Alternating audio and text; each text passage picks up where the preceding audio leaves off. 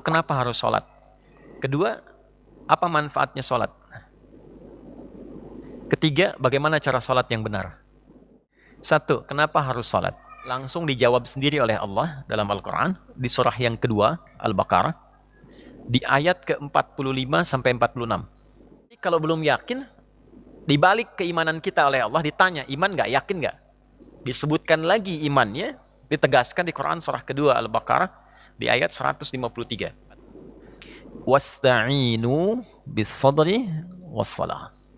Wa innaha lakabiratun illa 'alal khashi'in. Jika engkau merasakan mendapati kesulitan dalam hidup, wasta'inu bis-sabri was-salah.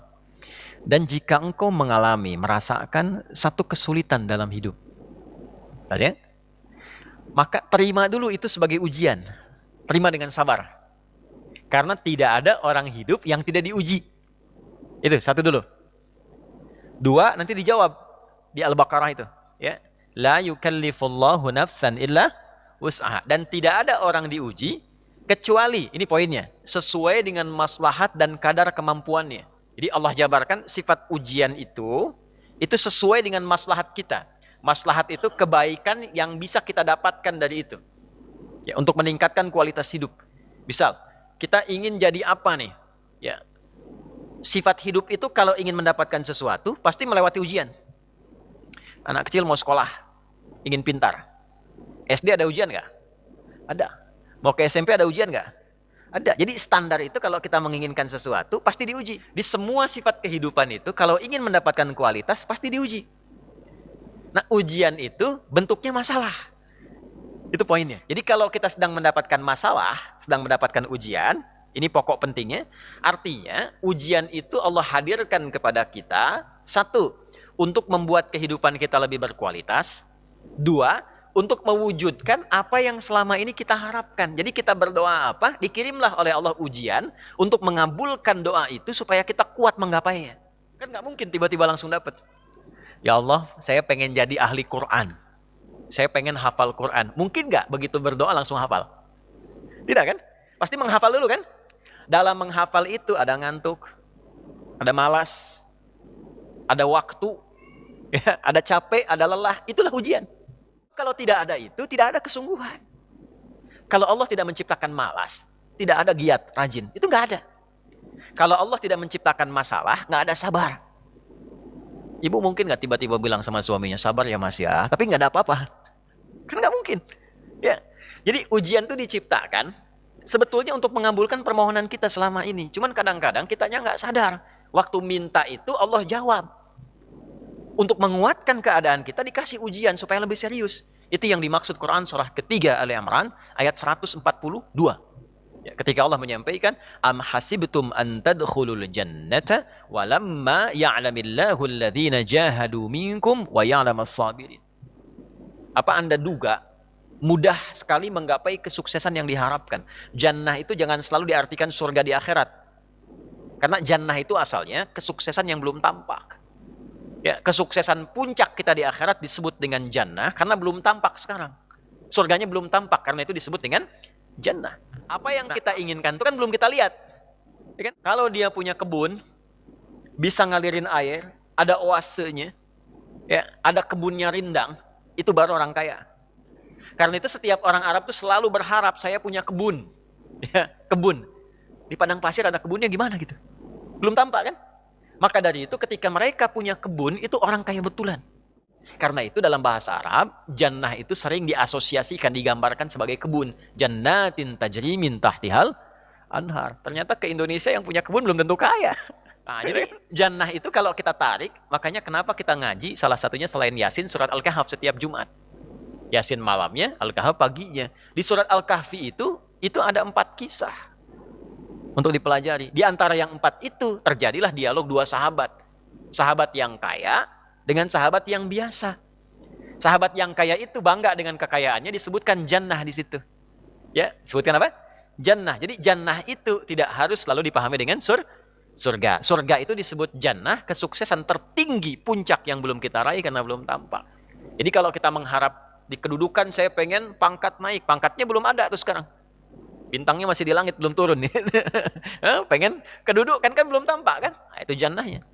Saya pengen sukses usaha tuh, ngitung-ngitung. Tapi kan hitungannya angka, wujudnya belum ada. Itu jannahnya. Kata Allah, am hasibtum an tadkhulul jannah. Apa Anda duga begitu mudah sekali mendapatkan kesuksesan yang Anda harapkan itu? Walamma ya'lamillahu alladhina jahadu minkum wa ya'lamas sabirin. Sementara Anda belum melewati ujian-ujian yang Allah siapkan untuk mendapatkan itu, yang harus dilalui dengan kesungguhan dan kesabaran. Jadi kesuksesan itu tangganya adalah tangga persoalan. Gitu. Yang menemukan lampu siapa tuh? Ya, Thomas Alva Edison kan? Berapa kali percobaannya sampai jadi lampu? Sampai seterang ini tuh. Kalau nggak ada lampunya kelihatan gantengnya itu. Berapa kali percobaannya? Semua orang tuh melewati fase-fase itu. Nggak mungkin tiba-tiba ada di posisi kesuksesan tanpa melalui tangga-tangga ujian. Nah, ujian itu bentuknya masalah. Jadi yang mau saya sampaikan tuh begini, tidak ada orang hidup yang tidak punya masalah. Itu. Quran surah 2 ayat 155. Walanabluwannakum bisyai. Setiap yang hidup pasti akan menghadapi berbagai persoalan kehidupan. Minal khauf, khawatir. Wal ju', lapar. Wa naqsi minal amwal, harta berkurang. Wal anfus, ada yang sakit sampai meninggal. Wa thamarat, ya. Ada yang pasang tender usaha tiba-tiba berhasil tapi diambil orang. Kedudukan diserobot orang, harta diambil orang. Manen sudah mau jadi, durennya sudah siap-siap, besoknya malamnya udah hilang. Gambar ujian itu. Wabasyiris sabirin. Siapa orang sabar itu? Alladzina idza asabathum musibah qalu inna lillahi wa inna ilaihi. Orang sabar itu orang yang tahu, yang paham ketika melalui ujian itu, oh ini Allah sudah siapkan gitu untuk saya. Jadi standarnya begini, kalau sedang ada masalah harusnya senang. Karena apa yang kita minta sedang dipercepat pengabulannya. Saya kan minta sesuatu, jalannya mesti lewat ujian. Kan nggak mungkin tiba di sini kalau nggak lewat jalan. Ya, kadang-kadang mulus, begitu mau belok kan, lubangnya banyak kan. Baru nyampe ke sini kan. Tapi kalau sudah nyampe enak kan, gitu. Nah itulah hidup. Kadang naik, kadang turun, kadang naik, kadang turun. Nah, bagaimana cara mengondisikan hati kita sadar supaya saat muncul ujian itu kita merasakan kesadaran bahwa oh ini jalan sukses saya. Allah kirimkan buat saya, bukan buat yang lain. La yukallifullahu nafsan illa usaha. Kalau kita lihat-lihat, masalah tiap orang kan beda-beda ya. Tapi intinya sama kan masalah. Ya, ya. Kalau masalah kan nomor 4 ya. Ya kan? Kan berpikir itu ada 4. Ada berpikir, sedikit berpikir, tidak berpikir, pikiranun. Gimana? Masalah itu kan pikiranun kan? Yang dipikirkan kan? Ya semuanya sama, intinya berpikir. Di perusahaan yang besar, yang kecil berpikir. Ya. Yang sedang ujian berpikir. Kadang-kadang sama-sama pusing, pusingnya sama, tapi bentuk ujiannya beda-beda. Yang paling menarik itu, ujiannya beda sesuai kadar kita. Nggak mungkin level direktur diuji dengan level pegawai bawah misalnya. Itu mustahil. Tapi sama-sama pusing juga. Pegawai belum gajian, pusing. Direktur proyek belum lancar, pusing. Pusingnya kan sama kan? Tapi wujud ujiannya beda. Karena sesuai dengan maslahat kita. Itulah la yukallifullahu nafsan illa. Nah, cara mengatasinya bagaimana? Supaya saat diterima itu, ada ketentraman dalam jiwa. Dan ketentraman itu melahirkan kesadaran. Oh, ini kan yang saya minta. Nggak mungkin ujian ini tiba-tiba muncul di hadapan saya kalau saya nggak pernah berdoa. Coba siapa yang pengen kaya, pernah berdoa minta sukses. Terus Allah kasih jalannya, nih lewatin dulu ini. Yang paling aneh kan begini, minta begitu dikabul marah. Kenapa harus saya ya Allah? Kan mana ya tadi doa gitu. Kan kamu yang minta tadi, kenapa ketika dikasih bilang, kenapa harus saya ya Allah? Ini kan aneh sebetulnya. Ya? Jelas ya? Nah, supaya menghadirkan suasana itu, solusinya apa? Itulah hadiah Isra Mi'raj. Makanya perjalanan Nabi sebelum Isra Mi'raj itu melalui persoalan-persoalan dulu. Supaya sadar hidup itu nggak ada yang lurus terus. Tidak ada yang nyaman terus. Ya, Nabi itu sebelum Isra Mi'raj itu apa peristiwanya? Diganggu di Mekah. Lalu berharap di Taif itu ada pelindung. Karena Taif itu, maaf, secara landscape itu apa ya? Gambaran kotanya itu lebih maju, ekonominya lebih maju, supaya diharapkan orangnya lebih berpendidikan. Jadi begitu datang ke situ disambutnya baik. Ternyata alih-alih baik, nyampe ke Taif, kalau di Mekah dilempar dengan kata-kata, dituduh, dicaci, dimaki. Ke Taif dilempar dengan batu. Ke Taif dilempar dengan batu. Nabi terluka. Anak angkat beliau terluka juga Zaid. Istirahat, datang malaikat 2 turun. Ya Muhammad ya Rasulullah, kama qala ya Rasulullah, mud yadaika ila sama, angkat tanganmu minta kepada Allah supaya kami ini diperkenankan mengangkat 2 bukit untuk menghimpit orang-orang yang telah melukaimu ini. Apa jawab Nabi? Perhatikan kalimatnya. La fa innahum qaumun la ya'lamun. Mohon jangan lakukan karena mereka melakukan itu kepada aku karena belum tahu saja tentang aku. Bukan karena benci. Karena belum tahu. Kalau orang belum tahu dia apakan? Diberitahu, bukan dimarahi. Bukan dicaci. Jadi boleh jadi ada yang mencela itu karena belum tahu. Nah, kalau kita tidak merasa harus dicela, ya, dan tidak merasa celaan itu ada pada diri kita, kenapa mesti marah? Jelas ya? Maka apa yang terjadi? Perhatikan doanya. Au kama qala ilahi ila man taqiluni a ila qaribin yu'dhini am ila ba'idin yu'limuni fa ana radin ma lam taghdab alayya wala haula wala quwwata illa billah. Ya Allah, setelah aku bertugas di sini dan dilempari oleh orang-orang di sini, kemana lagi kau akan perjalankan aku setelah ini? Apakah tempatnya masih dekat dan aku akan dilempari lagi? Ataukah tempatnya jauh dari sini dan aku akan disakiti lagi? Aku ridha dengan itu ya Allah, selama itu perintahmu sepanjang engkau tidak marah kepadaku. Itu poin ini, tolong garis bawah ini. Sepanjang engkau tidak marah kepadaku. Apapun yang kau perintahkan, aku kerjakan. Apakah tempatnya masih dekat atau jauh dan aku akan disakiti lagi? Dari situlah turun undangan Isra dan Mi'raj. Ternyata bukan cuma di bumi, diperjalankan langsung sampai dengan ke langit. Subhanalladzi asra bi'abdihi lailam minal masjidil haram ilal masjidil aqsa alladzi barakna haulah linuriyahu min ayatina innahu huwas samiul basir. Turunlah peristiwa Isra Mi'raj. Undangan itu turun. Asalnya dari situ. Jadi ketika kita itu sadar bahwa semua apa yang kita alami ini ujian dari Allah untuk membantu kita meningkatkan kualitas hidup, mengabulkan doa kita, disitulah anugerah akan turun. Tapi kalau kita banyak mengeluh, capek. Ya, ini saya kasih gambaran gini. Cacing itu kalau saya punya wajan tuh buat gorengan, panasin. Cacingnya dikesituin tuh. Ya. Kalau belum panas kan dia diam ya. Kalau udah dipanasin dia ngapain? Ah, rungkel-rungkel tuh. Orang Banten rungkel-rungkel. Ngapain cacingnya? Hah? Gerak-gerak gitu kan? Gede. Kenapa? Kenapa? Panas. Bukan. Bukan karena kepanasan. Karena cacing tidak bisa mengeluh. Aduh, panas. Aduh. Enggak. Dia bergerak mencari solusi. Ya. Yang dicari solusi. Nah, cacing dihisap tidak? Tidak. Kita dihisap tidak? Cacing tidak dihisap, tapi menjadi umpan untuk makanan kita. Kita yang sering ngumpanin cacing, tapi nggak belajar dari cacing tuh. Ya. Kenapa harus selalu ada keluhan? Yuk, cicak. Cicak makanannya apa? Nyamuk. Cicak bisa terbang nggak? Nyamuk bisa terbang. Di mana logikanya hewan yang tidak bisa terbang, makanannya terbang. Itu kalau nyamuknya pintar, dia punya akal. Ya, jadi mainan cicak tuh. Cicak, gitu kan? Ya, tapi lihat kuasa Allah tuh. Orang tua kita cuma ngajarin sedikit. Cicak diam-diam datang seekor. Kok datang seekor nyamuk? Bukan cicak mendatangi nyamuk, nyamuknya datang. Siapa yang mendatangkan nyamuk ke cicak itu? Apa pernah cicak mengeluh? Tidak mengeluh. Nah, itu binatang. Nah, yang mau saya katakan, mengembalikan suasana itu, Nabi sudah mengajarkan dari peristiwa Isra Mi'raj. Tidak ada orang bebas dari ujian. Kalau kita menyadari semua datang dari Allah, untuk membuat kita lebih berkualitas, satu, dan mengabulkan sesungguhnya apa yang kita mohonkan dalam doa, maka turunlah kemudian kenyamanan. Kalau Nabi karena Nabi Rasul, mukjizatnya Isra Mi'raj, naik buraq, kita nggak mungkin naik buraq mustahil. Ya, karena peristiwanya tidak mungkin berulang, maka hadiahnya diabadikan, itulah sholat. Itulah sebabnya panggilan sholat itu bersanding dengan hajat. Karena itu sholat disebut dengan hajat. Kebutuhan. Wasta'inu bis-sabri sholat. Kalau punya masalah, terima dulu dengan sabar. Dan lakukan sholat. Jadi asalnya sholat itu diperintahkan oleh Allah lewat Rasulullah untuk menyelesaikan semua masalah kehidupan kita. Makanya dulu orang-orang yang punya hajat, punya masalah, itu melakukan sholat. Nabi Zakaria punya masalah. Diuji dengan keturunan. Rambutnya sudah memutih, fisiknya sudah letih. Maaf, istrinya divonis menopause dan mandul. Secara medis tidak mungkin punya keturunan. Maka apa yang diperintahkan oleh Allah? Diilhamkan sholat.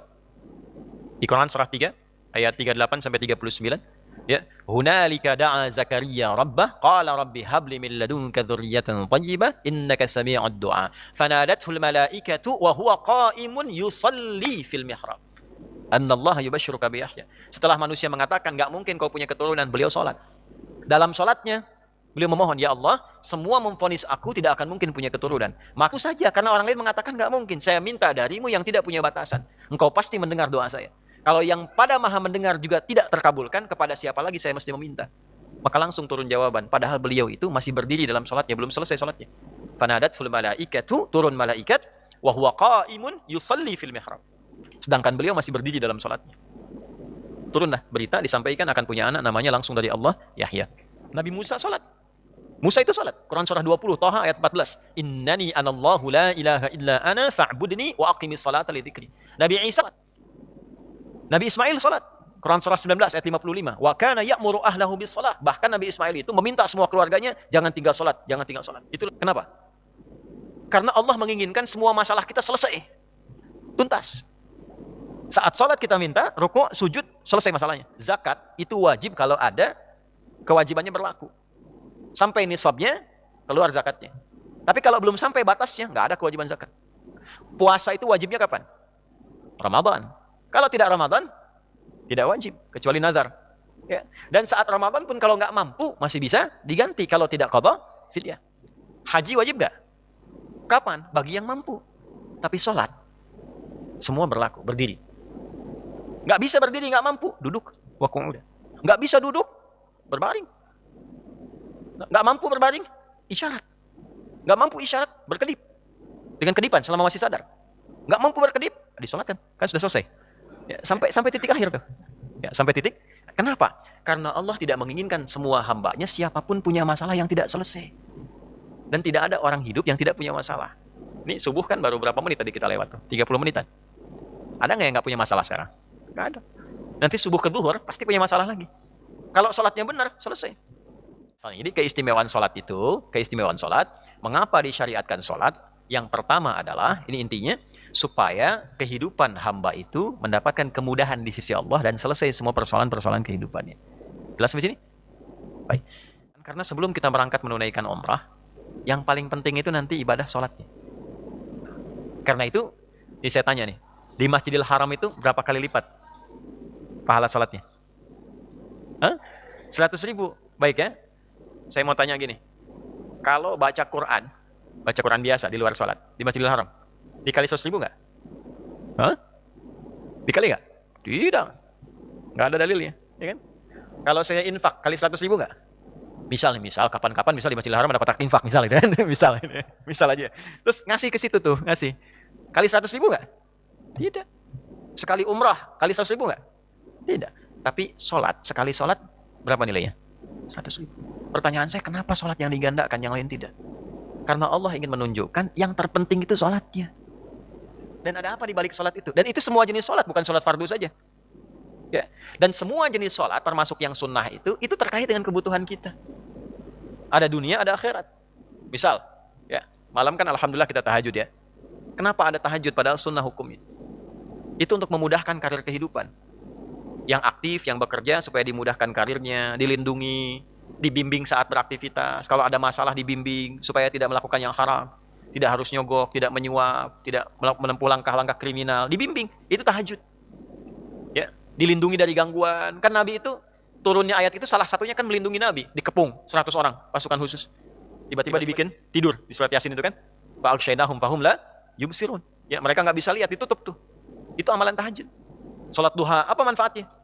Rawatib yang 12 rakaat. Di At-Tirmidzi nomor hadis 414 itu. Dari Ummu Habibah. Disebut dengan Ummu Habibah.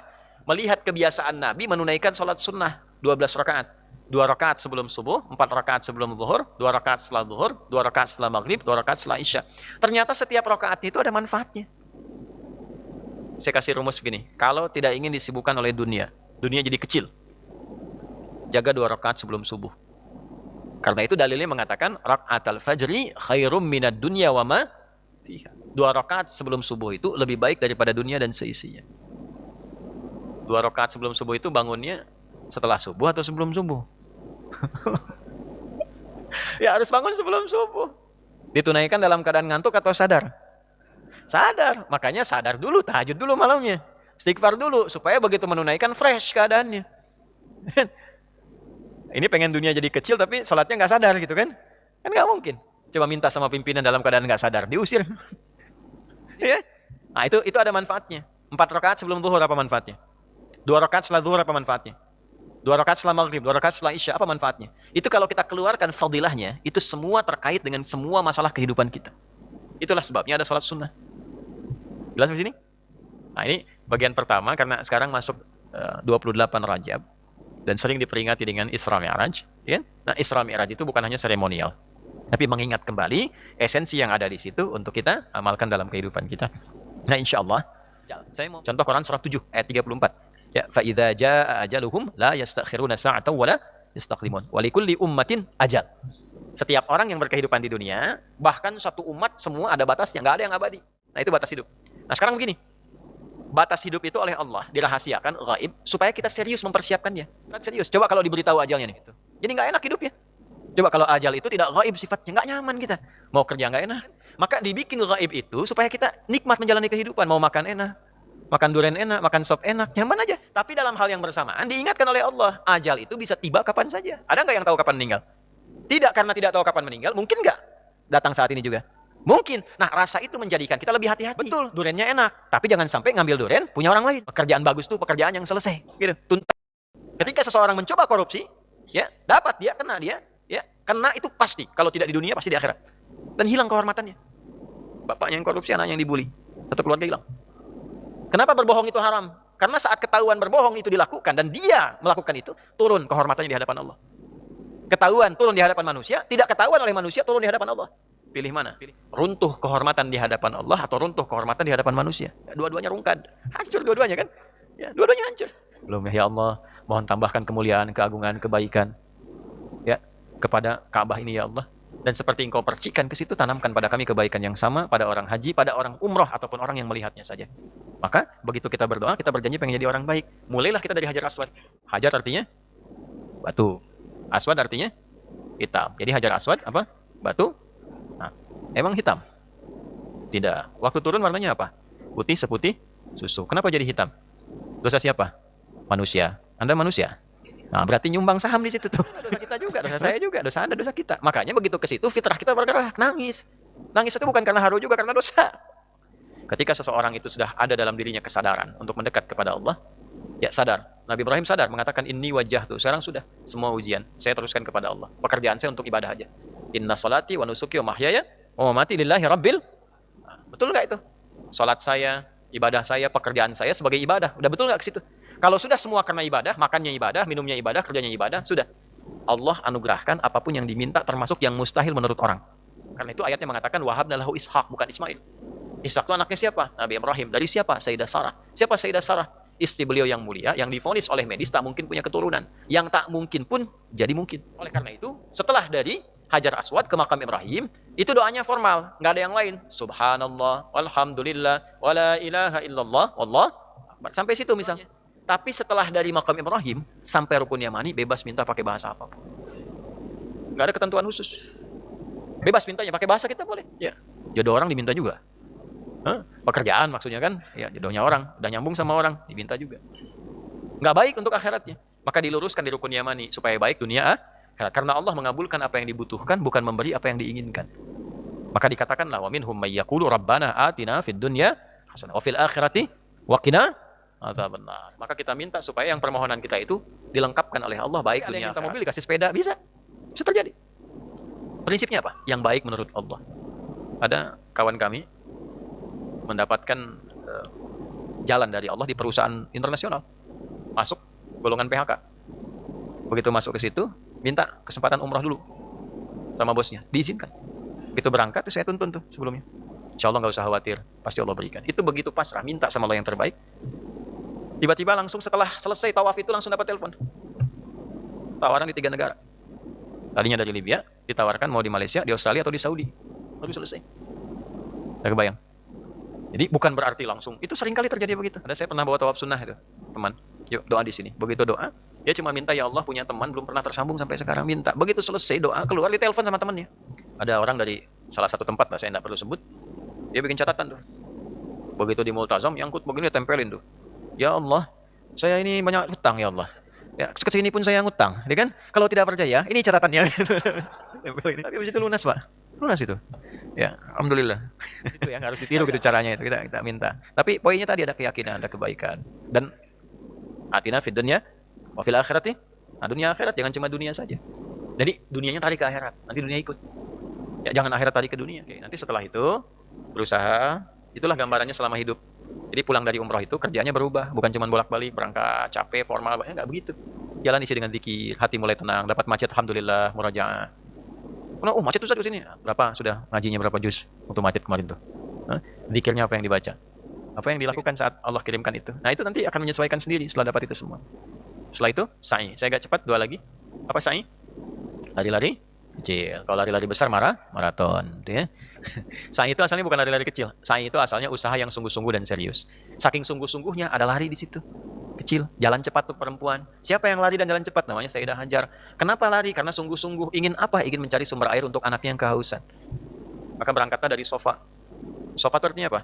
Sofa itu jernih, bersih. Maksudnya apa? Kita udah mau tawaf nih. Lakukan pekerjaan kita, ngambil hikmah dari tadi. Ingin beraktivitas, lakukan dengan sungguh-sungguh. Spirit tawaf bawa. Ya, kalau mau kerja yang serius, jangan nanggung. Nanggung itu nggak dapat apa-apa. Kalau belajar yang sungguh-sungguh. Menghafal yang sungguh-sungguh. Nah, kalau ingin nyaman memulainya, walaupun berat tantangannya, berpikir yang positif sofa. Positif dulu, Allah pasti berikan jalan. Tidak ada masalah yang tidak ada solusinya. Tidak ada problem yang tidak ada jalan keluar. Hadirkan. Orang yang selalu positif dalam menjalani apapun, itu mencapai setengah kesuksesan. Nah, apa yang ingin kita raih, puncaknya disebut marwah namanya. Puncak sesuatu yang ingin diraih. Apakah langsung mendapatkan itu? Tidak. Naik turun. Kadang dalam usaha begitu, sedang di atas turun. Begitu ada peluang, cepat kejar. Ada peluang, kejar. Ada pengajian, ustaznya bagus, kejar. Ada proyek bagus, kejar. Bikin tender, kejar. Tapi yang bersih. Yang bersih, karena sofa bersih. Jangan pakai nyogok, jangan pakai nyuap, jangan pakai macam-macam. Naik. Cuman memang ada kalanya turun dulu. Nanti datar, kejar lagi peluang sampai naik. Ya, dan jangan pernah menyimpulkan kalau sekali coba itu gagal, tidak. Ya, karena saya itu berapa kali? 7 kali. Mulai dari mana? Sofa. Berhenti di mana? Itu pasti marwah, nggak mungkin di sofa tuh. Kalau berhenti di sofa, kalau nggak 6, 8 deh. Kalau 7 pasti marwah. Orang yang benar ngikutin sofa pasti dapat marwah.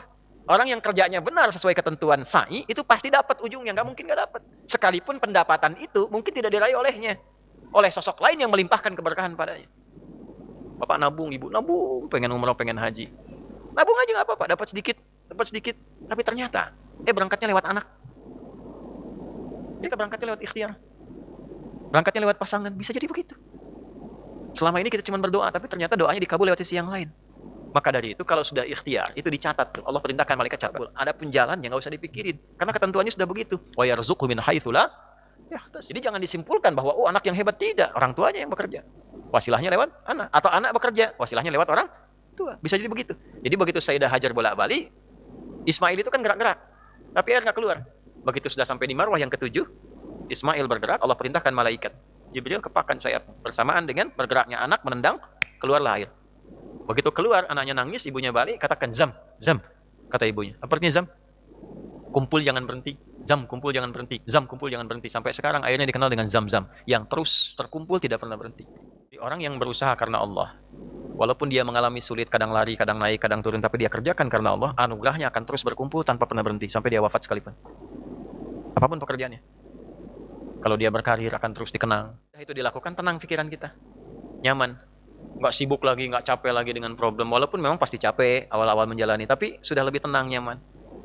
Nah, semua enak. Enak, tenang, yang nggak ada problem, nggak ada benang kusutnya, itu halal. Proses membersihkan itu disebut tahallul namanya. Persoalan tuntas. Kayak benang kusut diurai. Hilul ahbal.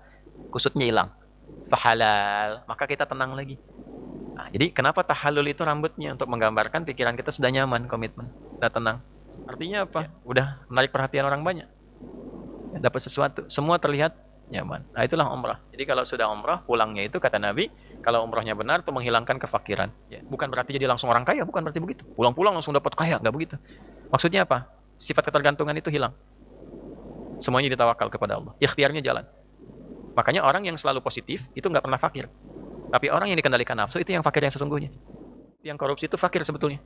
Tapi tidak berhak menerima zakat. Jadi fakir yang kasihan itu. Ya, miskin seperti itu. Miskin yang paling sejati itu yang tidak berhak menerima zakat. Sudah nggak dapat zakat, dikuasai nafsunya. Semua serba kurangan. Terus pengen nambah. Nah, itu akan hilang ketika menunaikan ibadah dengan cara yang benar. Jadi itu spiritnya. Maksud saya kenapa dibuka di awal? Supaya nanti kita bisa mengukur antara berangkat dan pulang. Mesti ada bedanya. Jangan sampai berangkat dan pulang sama saja. Untuk apa? Buang-buang energi, buang-buang tenaga, waktu, buang biaya dan sebagainya. Berangkat dengan cara yang benar, evaluasi ketika pulang dengan hasil yang maksimal. Saya kira itu yang kita bahas ya. Karya saya dengan Rajab, korelasinya dengan Rajab, dengan Isra Mi'raj, dengan Umrah, dan dengan aktivitas kehidupan kita. Semoga semua perjalanan dilancarkan insya Allah. Nah, setelah saya tutup ini, kita tutup dulu untuk sekaligus menyampaikan kepada teman-teman dimanapun Anda berada. Alhamdulillah memberikan pesan-pesan untuk kita semua. Yang pertama, untuk konsistensi kita di hadapan Allah Subhanahu wa taala, istiqamah dalam kebaikan, saling mendoakan dalam kemuliaan, berusaha untuk merubah diri kita menjadi lebih baik. Dan yang paling penting, setelah menjadi baik, kontribusi apa yang bisa kita berikan untuk bangsa, negara, dan tempat kita tinggal dan berdomisili. Semoga semua kita disehatkan, diberikan keutamaan, semangat menunaikan sholat, dan lebih dekat dengan cinta Rasulullah SAW.